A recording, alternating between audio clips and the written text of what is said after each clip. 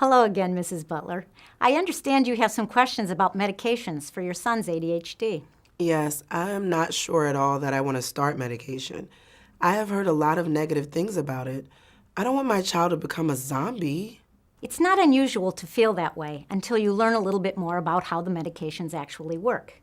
There are three types of medications used for ADHD. First are the stimulants. They work best for hyperactivity and impulsivity. They stimulate parts of the child's brain that are not working normally.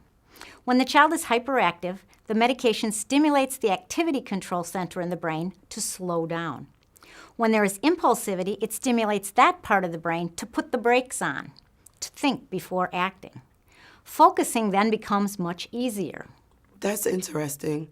I always wondered how a stimulant could calm a child down. Tell me more about the other choices of medication.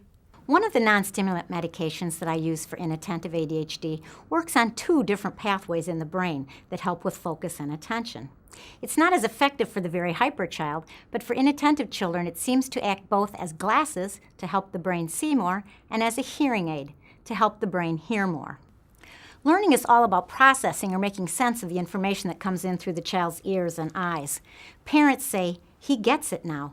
He didn't get fractions and borrowing numbers before, but now he gets it." I really like that one. I think my son can't focus because he can't understand what his teacher is saying. It seems like this medication will help him understand his lessons better. That is exactly how this medication works.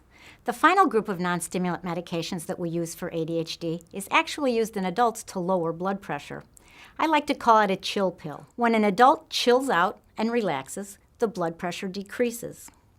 When a hyper child chills out, he seems to be more relaxed as well, and his hyperactivity and impulsivity decrease. He's more able to settle down and focus on his work. Unlike with adults, it does not tend to have an effect on blood pressure in children. It is good to know that there are many choices available to help my son.